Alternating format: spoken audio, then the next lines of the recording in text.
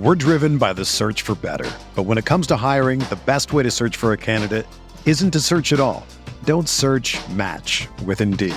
Indeed is your matching and hiring platform with over 350 million global monthly visitors, according to Indeed data, and a matching engine that helps you find quality candidates fast. Ditch the busy work. Use Indeed for scheduling, screening, and messaging so you can connect with candidates faster. Leveraging over 140 million qualifications and preferences every day, Indeed's matching engine is constantly learning from your preferences, so the more you use Indeed, the better it gets.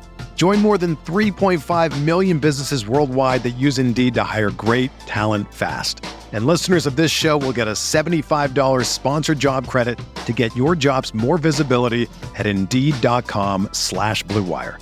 Just go to Indeed.com/Blue Wire right now and support our show by saying that you heard about Indeed on this podcast. That's Indeed.com/Blue Wire. Terms and conditions apply. Need to hire?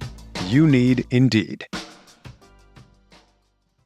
What do you think about the Laker team now? You follow the box scores of the games every day? Just the Lakers. You're kidding. That is really a compliment. I was pleased to see you smile at the top of our show because once the game starts, you have a game face. You don't smile much out there.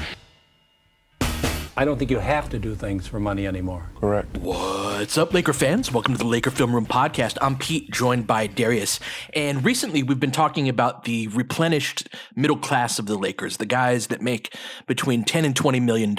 And that there weren't very many of those during the Russell Westbrook era. That's part of the price you pay for having a 3-star type of build.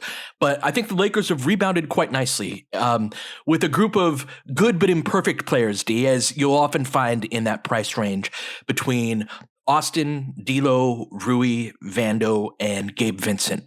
And so we're going to talk about those guys today, and both in terms of their upcoming season, their fit on this team, but also their place within sort of the trade market for the Lakers. If the Lakers are to make a big time trade, those guys, one, maybe multiple of them, would be involved. And so kind of talk about them and kind of prioritize, D, who we would most want to go out, least want to go out, and all of that. So talk to me a little bit about this replenished middle class.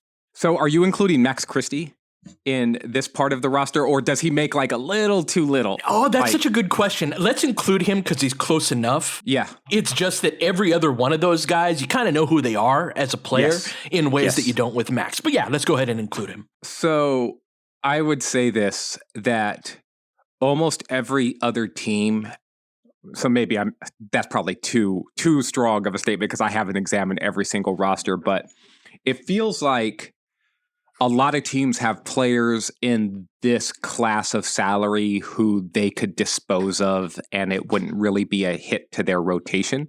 The Lakers are not one of those teams, it feels like. Every single one of these guys is expected to play a role on this upcoming Lakers team. And that makes it tricky to evaluate in terms of the second half of your proposition, which is the trade market. Because if you're giving up something that is valuable to you, you expect to get something valuable back. And other teams may not value these players the same way that the Lakers value them, right? Because these guys are expected to be in the top 9 of what the Lakers hope to be, a team that can, if not contend for a championship, make a deep enough playoff run that if a couple of things break their way, they could end up in the finals. When you're looking at your own players through that prism, you tend to value them a certain way, which sort of goes to previous versions of the pod that we've had about like why the Lakers haven't made a move. Because if you value your own players a certain way and you value your own draft picks a certain way, and other teams view you through this lens of, well, you have to do something. Give me all of this stuff for something that like we think is only okay. It's just like, well, that's a imbalanced equation. In thinking though about these players, Pete, I like to think of them in tiers. And so of all of those dudes, and stop me if you start to disagree with this at all, but I sort of have Austin in his own tier based off of both his contract and his sort of steadiness and ability to be a playoff performer at that contract. That's the big thing for me, D, is that playoff performance. I feel like there can be a lot of noise during the regular season, but that's really where we're trying to go. And even if it's like whether it's now or later, that's always the goal. And so for me, that combination of the contract and Austin's played in 4 playoff series, and there hasn't been one of them where it was like, oh, this isn't a good series for him. He started off this most recent Denver series not playing well in the first 2 games, but by the end of it, like in total, he had a solid series. And so he's the only guy of that bunch that's been like, hey, he's been there for every playoff series that he's been in so far. And when you combine that with the contract, I think it's valid to put him on a different tier. Yeah, and so if looking at these guys in tiers, and we're putting LeBron and AD2 to the side because they are the upper class, they are the aristocrats of this Lakers team, then I have Austin sort of next in line. And then the next tier is where it starts to get interesting to me, because based off of talent alone, I think DLo and Rui are like, oh man, like you guys have a high ceiling in terms of what you can do offensively, but then defensively, they're the players who probably have the most flaws. Rui, I think, has some stability in terms of his playoff floor. He did not have a good series against Denver, but that happens. In the other 3 series, I thought he was like pretty good in terms of what his role is offensively. Defensively, he's challenged. I thought he had real challenges against Golden State, for example, defensively in the playoff series 2 seasons ago. And so DLo and Rui then are on one part of these, on the offensive side in their own tier. And then because of Vando's defensive ceiling, I have him in a very similar tier to both of those 2 guys. And then I start to think about Gabe and whether or not he belongs in that same tier with those 3 guys. And that's where I'm starting to bump up against a couple of different ideas. So where are you at so far with kind of how I'm tiering these guys out? So I agree, although I think Gabe absolutely belongs in that tier. He's the only one of the whole bunch that has the playoff, that put together a playoffs that he did a couple of years ago, right? And so his performance on the court last year was so tainted by his injury that I sort of give him a mulligan. Now, is he the product of a Miami system that once they leave, they turn into a pumpkin? Maybe, we'll see. But I've seen him be a credible 2-way player. And that's one thing too, D, that when you look at a lot of our guys in this tier, they're significantly better on one side of the floor than they are on the other. And you were speaking of this with both DLo and Rui, but you could also say the same thing about Vando and Gabe, in that it's just that where that manifests is on the other end of the floor. And so with DLo and Rui, they've been on my mind a lot lately. In fact, the name of the pod right now probably won't be the title, but when I send the session over to Darius in the mornings, I got to name it something. And this one's called DLo and Rui because they were the ones I really wanted to talk about. And for me, you mentioned that they have limitations on the defensive end. And for me, those type of offensive players, like to be able to be successful in the playoffs, again, to bring it back to the main thing, to me, if you're going to be a liability to some degree on the defensive end, you got to give me 10 points on offense.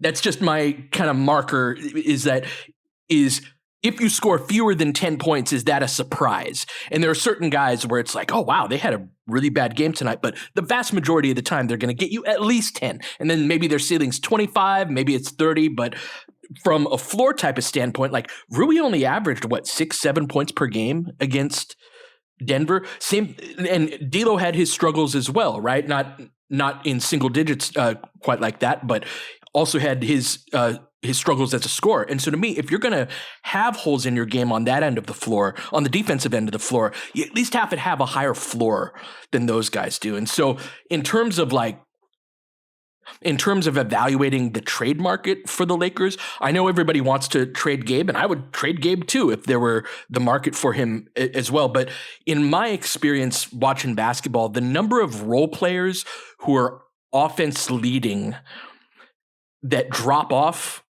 the higher level in the playoffs that you get becomes more and more frequent. And so that's why there's a sustainability to defense, that it's not, you don't have as many bad games on defense. There's not a equivalent really of I just can't hit my jump shot. I can't can't get it to go down today. Like, I was working on a video for Rui that I don't think I'm going to release because I didn't think the results were that interesting.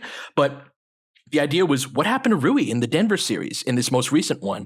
And in going through it, it was like he missed a lot of makeable shots. He was like 5 for 12 on his layups, 6 for 19 on his jumpers, missed every pull-up jumper that he had. I think there was a certain degree of his defensive responsibility impacting that. He was either guarding Jokic, who he can't guard, or he was guarding Michael Porter Jr., who he can't guard either, for different reasons. Yeah. And so I think that impacted his offense too, but he's very much a rhythm player. Actually, both of them are on offense that I think impacts their floor, to where if you can disrupt their rhythm, they can get really cold on the offensive end. And so talk to me about that idea, kind of where that floor of both DLo and Rui has really been on my mind, in that, like, there are guys that are that way, that aren't great defenders, but to be really impactful, I think you got to be able to score at least 10 points. So let's take a break here, talk about it on the other end.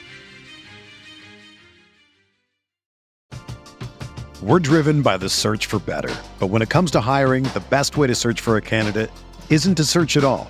Don't search, match with Indeed. Indeed is your matching and hiring platform with over 350 million global monthly visitors, according to Indeed data, and a matching engine that helps you find quality candidates fast. Ditch the busy work. Use Indeed for scheduling, screening, and messaging so you can connect with candidates faster. Leveraging over 140 million qualifications and preferences every day, Indeed's matching engine is constantly learning from your preferences, so the more you use Indeed, the better it gets. Join more than 3.5 million businesses worldwide that use Indeed to hire great talent fast.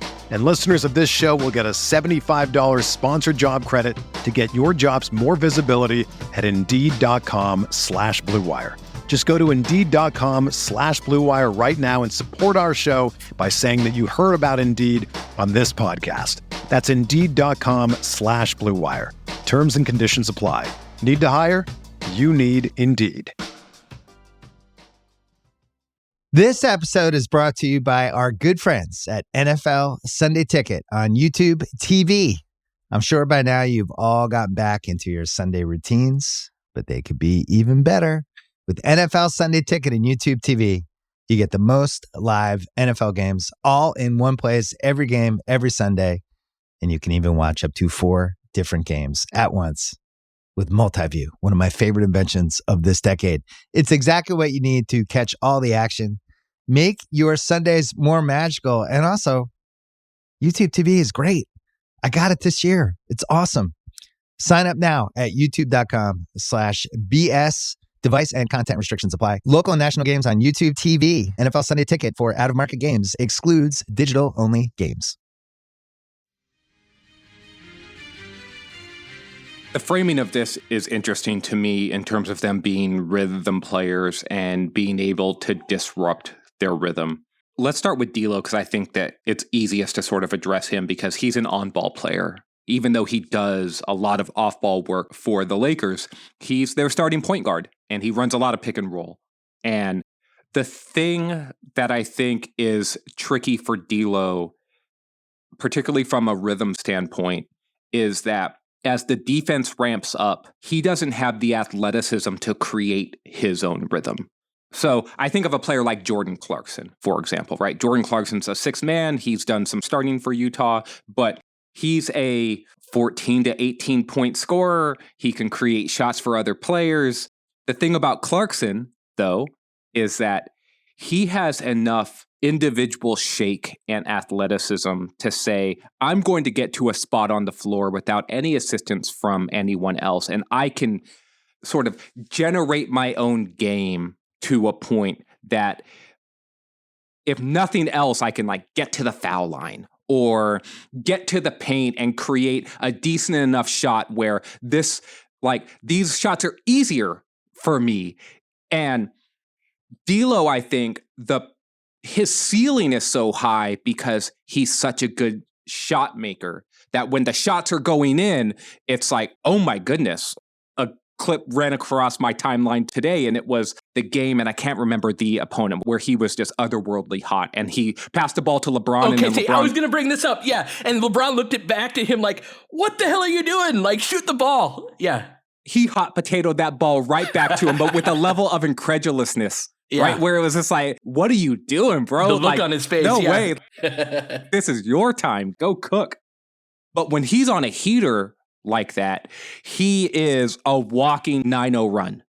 But that requires a certain amount of shot making skill that can be fleeting. Oh, yeah. And so when that isn't there, what other tools do you have in your bag in order to get to that floor that you're talking about? And I think DLo's lack of sort of athletic tools is particularly, and I think this matters more in the playoffs than it does in an 82 games regular season, because everyone is so locked in and the defensive game plans are so attuned to what your individual strengths are and trying to limit those, that if the shot making goes away, he's sort of struggling to keep his head above water. So one thing that we talk about a lot is LeBron's need for some on-ball help, but as somebody who can move off of the ball when LeBron does move onto the ball. That's been a big topic over the last couple of years.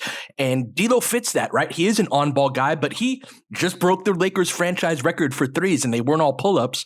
And so his ability to be a catch-and-shoot guy is really important, and that is the thing that I see go away the most in the playoffs that gives him that floor, is that it's not that he can't get the separation he needs from Michael Porter Jr., or he's not creating the looks that he does during the regular season off of the ball that are fatal to me, because I think that you have to know that to some degree going in. And some of his responsibility is to get us through 82. That's sort of the role that I think LeBron needs. And then by the time playoffs come around, LeBron becomes more of that point guard. I still think he needs more help than he did in the past, but I don't think it's as drastic as just get me through the regular season type of thing. But when he needs to move off of the ball, DLo can do that, but he shot very poorly on his wide open jumpers in the playoffs. And so like once he's off, and we saw this from Rui a bit as well, even the wide open ones, D, are not dependable to a level. And that to me is the fatal thing, where it's like, we have to at least be able to rely on you to knock down the ones you're supposed to make. How much of that do you think is connected though to the on-ball ability getting diminished during this part of the season as well, right? Because you talked about rhythm. One of the ways you establish rhythm is by, especially if you've had the ball a fair amount, is to keep being able to have the ball. And if you're naturally going to have that part of your game diminish some because LeBron is taking a bigger piece of that pie, then fine. But when he does have the on-ball reps, those reps are not going as smoothly. And do you think that that impacts him? I totally do. That said, I don't think that it's a huge slice of the pie, because we've seen DLo struggle with his three ball in so many different places in the playoffs in particular. He's a 32% three-point shooter in the playoffs for a guy where that's such a critical part of his game. And so, yes, playing a different role will impact that. If you're used to having the ball and all of a sudden you don't, you're not going to have the same type of rhythm. And this is where I hold out some degree of hope for the new offense that's being installed, and Redick talking about a lot of passing, cutting, replacing, is that if you're not used to taking those shots, I was saying in the playoffs, if you're doing new in the playoffs, you're in trouble. That's always a sign like, oh, we got to try this thing, do this new thing.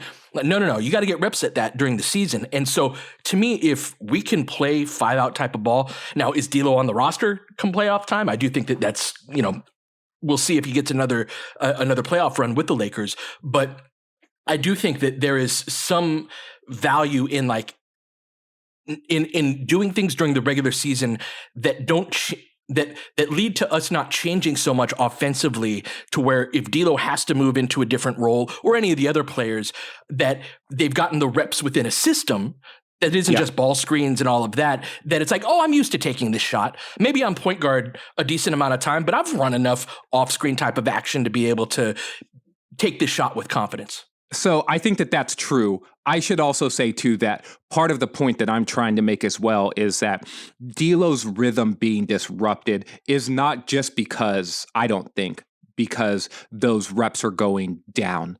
I think it's because those reps are also less effective when he is on the ball. And so his life is harder on the ball even when he does have the ball. And it's impacting, like, there's a psychological and mental toll that takes that makes the catch and shoot three also a little bit more like, am I putting more pressure on myself? Like, I don't want to psychoanalyze too much, but those shots take on a bigger importance, because if your reps are going down and the reps that you do keep on ball are not going as well, the other parts of your game become more stressed for importance. And every time there's that open catch and shoot three, it's like, you tighten up a little bit. It's like, I got to hit this shot. And that's not a good place for a shooter to be in. Yeah, like, I need this. Yeah. Because the other stuff ain't working. Yeah, and then on top of that, the impact of better closeouts and a sharper understanding from the defense about what they're trying to do to DLo, all of that chips away at that effectiveness, right? But that's why I would argue that if he has a little bit more individual shot creation without the need of a screen, if his athletic tools were just a little bit more, again, I bring up the Jordan Clarkson comparison, that those guys can say, well, I'm just going to go and get myself a better look. And is that always going to work? No, it's not. Mike would always bring up that style of player as being like, those guys are less effective in the playoffs too, the Jordan Clarksons, Jamal Crawfords, Lou Williams of the world, because they rely on a certain amount of individual shot creation that in the playoffs, the defense is harder, right? And so even those guys who have the tools to shot create struggle more. But I think that if your athleticism is already at sort of this median level and not above that, then you're probably taking a bigger hit than guys who don't have that same issue. So let's go to break here, Pete. And when we come back, I want to get into Rui a little bit more and contrast him maybe a little bit to Vando.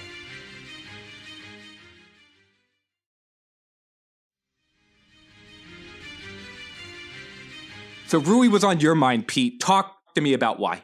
It's that offensive floor, right? I feel like we can have this very critical lens toward DLo, for example, but Rui played 30 and a half minutes in the series against Denver and scored just 7.8 points per game. Now, he averaged 7.8 points per game against Golden State the year before in the playoffs as well, but only played about half the minutes in 16.8 minutes. And so his ability to be taken away to that degree offensively raised an alarm bell in my mind when combined with I had this fundamental underlying question with Rui of like, what does Rui do on defense? What do we do with Rui on defense to where we can get just a baseline level? That to me is, for those offensive guys, is you do the best you can on the defensive end, put them in the best role, account for their weaknesses as best as possible. But that starts with, okay, what is the thing that you do best?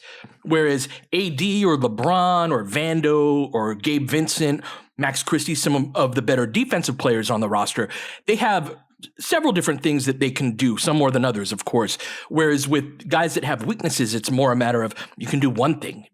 Maybe you can do two things well, and we kind of have to build around that. And so that's part of the ways that you kind of construct lineups and whatnot. So I kind of kicked that question to you on two prongs. It's like, do you have concerns about Rui's offensive floor? Rui, for as talented as he is offensively, is not a super high-scoring player. So his career high over his career is 13.8 points per game. He's never averaged 14 plus points per game for a really talented player. Now, he's certainly capable. So, yeah, I kick that question to you, D, about what does Rui do on defense, and do you have concerns about his offensive floor? So I'll start with the defensive part first. And I would argue Denver's the worst opponent for Rui because there is not a front court player that he can actually defend well. Because every single one of Denver's front court players attacks a very specific weakness of Rui that is also a strength of their own game. And so they put Rui on Jokic, good luck.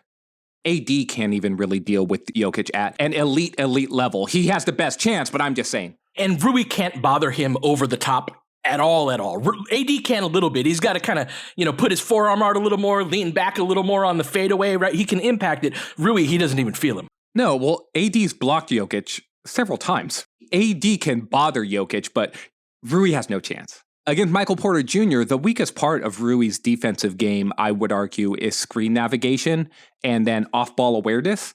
And if that's your biggest weakness and you have to go defend Michael Porter Jr., it's like, Yeah. what's going on here? And then I would argue Aaron Gordon attacks Rui's weakness as a defensive rebounder. Yep. Right? And so Rui's not strong enough to guard Gordon. He does not have the sort of body control, agility, off-ball awareness to deal with Gordon. And he can't deal with Jokic at all. But yet, he's your starter, and he has to defend someone. And so you put him out there, and it's like he's in a position to fail. That's not any fault of the coaches or anything. It's just there's actually no good matchup for you here. The one thing with him that I've seen a little bit of talent for, and it's unusual, and they got to this near the end of the Denver series. It was just too late to matter, and it's not that big of a difference to where it's going to flip a whole series, but they put him on KCP, and there are some twos that Rui can guard. It can't be a guy that's flying off screens the way that Michael Porter Jr. does, but more of those like catch and shoot type of threes, and KCP will do that a little bit, but Rui has some ability on, as long as they're not ball handlers, and it's a very narrow sliver, but there are some twos that I've seen him be good at defending, and so depending on the lineup, I do think that there are some things that you can do there, but yeah, it's there are not a lot of great options for Rui on defense. Yeah, and I would say, though, that there is a certain archetype of player that I like Rui to defend, and it's like the Karl Towns, Julius Randle, sort of like perimeter-based fours who like to go inside, who shot create for themselves a little bit, who are quick but not too quick, who are strong but not super strong. Randall's strong enough where he really got into Rui's chest when the Lakers played the Knicks, and he took it to Rui. But I've seen Rui also contain Randall in a way where it's just like, okay, I think Rui could defend like an RJ Barrett type, for example, and be okay, like a Scotty Barnes type. Those guys who are perimeter-based fours. Barnes is improving as a shooter, but you get my drift. Like there's a certain type of player where I'm just like, you could guard these guys because they're not lightning quick, they're not super shifty, they have some strength-based elements to their game, but you're strong too. You're the same sort of class of athlete as these guys. So I think Rui can hang defensively with those guys, and I think that's the avenue to where if every night he got one of those guys to defend, I think he would look better defensively. The league isn't full of guys like that, though. Offensively, do I have concerns about Rui's floor? I do, but not necessarily in the way that you might think. Rui is the fifth option, basically, when he's a starter. And we talked a lot about the benefits of that, the not enough guys idea, right? You don't have enough guys to deal with Rui. You end up switching a pick and roll and suddenly a guard is on him and he just buries that dude in the post. Like you have to put your weakest defensive forward on him because your other two forwards are LeBron James and Anthony Davis. And so that guy might be too small and Rui attacks his closeouts or just shoots over the top of that guy. There's a lot of benefits to that. But one of the things that happens when you're the fifth option is like you stand around a lot. And in the regular season, Rui got really good at cutting off of the ball, being a weak side and baseline cutter, getting a lot of finishes around there. But in the playoffs, it's like, okay, if one of the main ways that you score is on a baseline rip cut, teams are going to scout that and they're going to be like, guess what? This dude's not getting that. He's not. And Denver decided he's not getting that. Go back and look at the tape, Pete, and let's see how many turnovers actually happened when the Lakers were trying to hit Rui on that cut. I would argue that over the course of that 5 games, it was probably anywhere between 5 and 10 turnovers total. And so that may not seem like a lot over the course of a 5-game series, but if you average a turnover a game on a play that you've successfully, like this is 2 to 4 points a game for Rui during the regular season, and you take that away entirely, that's how you go from averaging 12 points a game to 8. Because those 4 points aren't there anymore, right? Or the 5 points or 6 points that he might get on layups, dunks, and free throws because he got fouled. And so I have concerns about his floor. And one of the reasons why is because you're starting him in the basement to a certain extent based off the idea that he's your fifth option. He's not a priority within the framework of your offense, and that's why I've advocated for more of a bench scorer role for Rui, because in those ways you prioritize him a little bit more within the pecking order of different lineups rather than using him as this matchup beater with the starters where the other team runs out of defensive options. And so that would mean that Vando would get the start. I want to talk a little Gabe and Vando together. In that they are sort of a mirror image of DLo and Rui to me in a lot of ways, in that it can be the offensive limitations that keep them off of the floor or make them difficult to play.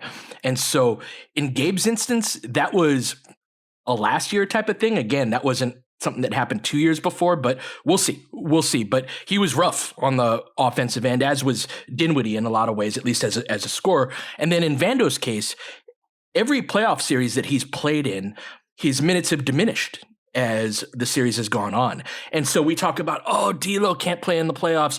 Rui, maybe can't. But Vando will save us. And that's not really it's been very easy to project our hopes, dreams, and aspirations onto Jared Vanderbilt. And the Lakers really missed him last year. And losing him and Gabe at the same time was just a killer to lose that much defense. But I do want to point out that there are limitations to Vando as well, and For sure. a lot of questions. And so the Lakers don't have a ton of two-way players in this salary class between 10 and 20 million, even though they have several good players. I'd argue they don't have a single two-way player. We put Austin in a separate tier, but Austin's not a classic two-way player. He competes defensively, and he can do some things on that end. But if Austin's the weakest defender on the floor, guess what?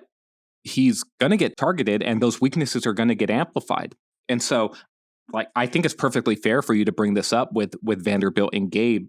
One of the things that concerned me about Gabe, Pete, is that he got a ton of opportunity with Miami. And I had talked to you about this both on the pod and offline about my concerns around Gabe being the type of player who just got a lot of touches in Miami and got more on-ball reps, and how that reps leads to rhythm. And then to have that basically be reversed a total 180 degrees, where he's almost always an off-ball player. He's almost always someone who's standing in the corner, and the Lakers could do more scheme-wise in order to get him involved. But still, he's just way lower in the pecking order, and his chances are going to be fewer and further between. Right. And so does that same effectiveness translate with this low of a usage for him? And that's a big concern to me. Denver defended him with Jokic for a fair amount of the time that they shared the floor together. And that's when they put Gordon on AD, and the Lakers really didn't have ways to beat that. Now, you can blame that on the coaching staff or whatever, but you also got to put that on Gabe a little bit to be you're not effective enough in general that they think this is the best idea, and it worked.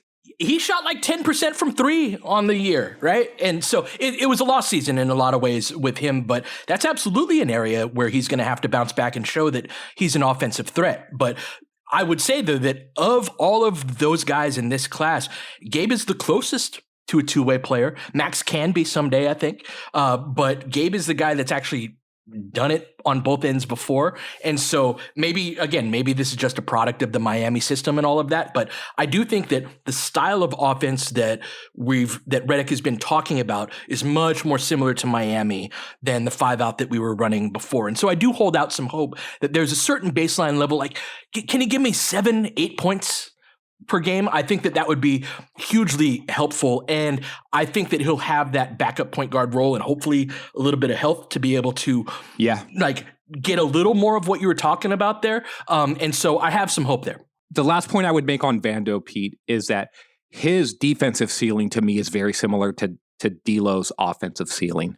And if you were ranking the skills, individual skills, extracting them from a player and putting those into tiers, Vando's defense would be very high on this list within this middle class. And so one of the things that I would kick to you is if Vando's defense can be impactful to such a degree. I think you have to value that in a way where he's provided a role and then schemed for offensively in order to find those 7-8 points a game that you're talking about Gabe can get based off of his shooting and shot creation ability and scheme. Finding those same 7-8 points a game for Vando to me is super important because his defense, that skill that he has defensively and versatility is so important, I think, to this team's success. And his rebounding within that defense is so critical to the team that I think that solving the geometry of having Vando on the court and especially having Vando and AD on the court at the same time on the offensive end is if you can get to good enough offensively, the defensive potential of, and we've seen it, right? It's not just potential. It's something that we've legit seen is so high that you can just get to a level of defense that I've been really wanting and craving. And so when you combine that with the offensive weapons the team has, I think that you can get to a level of, to a really good team. Yeah, a lineup I'm really looking forward to next season, Pete, is DLo, Max, Vando, Rui, and AD. As like a 5, to say, go out there. And to me, that's a really balanced offensive team and a really balanced defensive team where you've got the 2 perimeter players. You had talked about this with Max the other day with that great video that you put out, but allow him to be the second guy. Yeah. Right. Yeah. And so if you have Vando as the first guy and Vando as the second guy, and then you back that up with Anthony Davis and Rui and Vando can sort of combine in a way where you get some offensive usage for Rui and then you get some defensive usage and rebounding usage to Vando, and they sort of help each other. Right? Yeah, it's there. There's something there. Yeah. Like, and then you've got DLo who can basically take the other guard that Max and Vando don't defend. And they all sort of protect each other in a way. And it's a group that I'm really looking forward to. And that's basically the middle class lineup with Anthony Davis. Yep. Right? I love that. That's a great way of putting it. And that to me is Redick's challenge, is to be able to find ways for everybody to support each other in their weaknesses while accentuating their strengths. This is true of any coach, but I think that you illustrated just with a lineup like that there are ways to get there. And that's part of the fun of talking this out. So we will be back. We'll probably skip tomorrow. We'll be back probably on Thursday, talk a little more hoops. But until then, you've been listening to Laker Film Room Podcast. We'll catch you guys next time. James has got it in low to McHale. McHale wants to turn. He's double teamed. Just pass out in front. Broken up by Worthy. Tip to Magic. Worthy dies on his belly. Magic scores. There's Magic got it. Magic fires. It's good. They will. Lakers win the game. The Lakers win the game. Rebound of Lonnie. 3 seconds left. Van Exel to win it. It's on the way. Good. Kobe Bryant, 48 points, 16 rebounds. Shot with his 8th block shot that ties an NBA Finals record. A lot of Laker fans sticking around for this. You're seeing something that's very rare indeed. A Laker to get MVP chance in Boston. Of all places. Are you kidding me? Kobe, hard to believe. Are you kidding me? Unreal. Are you kidding me? Lakers looking to push. Bryant spinning in the lane. Back for Gasol. Pretty pass. And it's back to a 3-point game. Kobe Bryant picked up by Bell. There's the move. 2, 1. Miss it. Unbelievable. For the victory. It's over. Shot clock now to 5. Bryant. Yes. And that was a little tap to Alvin Gentry.